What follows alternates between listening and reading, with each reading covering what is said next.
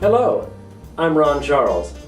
By day, you may know me as the fiction critic for a major American newspaper, but by night I'm pretty much that too. But I'd like to try something totally new with you today. I know you can't be expected to read a whole book review in a newspaper anymore. No, you need book reviews that are fast, casual, video. So this is the first in a series of weekly video book reviews in just 60 seconds. Don't believe me? Keep your eyes on the clock.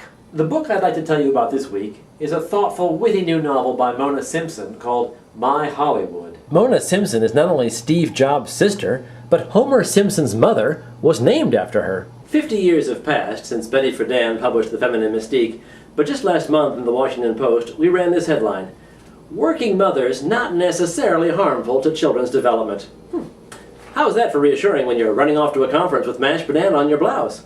Power tools in the nursery aren't necessarily harmful either, but good grief, lady, why take that risk? By the way, what's for dinner?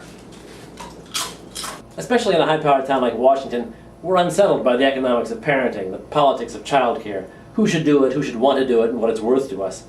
The story is vaguely autobiographical, and half of it's narrated by a successful composer named Claire, who finds parenting nothing like what she imagined. She always thought that her husband, whoever he might be, would split the child rearing 50-50, you know. But how does that work when the stork drops an actual screaming, pooping baby? My Hollywood focuses intensely on that issue. In the late 1990s, when women have been working for decades. The novel works because Simpson is so good at making those well-worn marital arguments just as fresh and perplexing as they were when you were having them with your own spouse. In the end, it's always a game of marital chicken, and the spouse with the flexible stay-at-home job always loses. So long! Claire's husband, Paul, is a TV comedy writer, a high-income, precarious job that keeps him at the network late every night. When Claire complains that her music needs hours of uninterrupted quiet time, Paul tells her to just give the baby to the nanny and get to work. What really invigorates the novel, though, is the way it alternates between Claire's chapters and the chapters narrated by her 50-year-old Filipino nanny named Lola.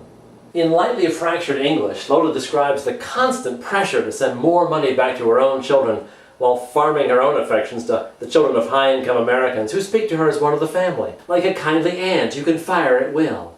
I was worried early on that Lola would be some Southeast Asian version of the magical Negro who exists merely to help some self-absorbed white person reach enlightenment, but she's entirely her own wonderful, complex character. Some of the best chapters here in Lola's voice make powerful short stories. Indeed, they've already appeared in Harper's, The Atlantic, The Best American Short Stories, and even on This American Life. Simpson may seem focused on the peculiar troubles of the rich and their servants, but with her incisive portrayal of the challenges faced by working parents, My Hollywood could easily be our country.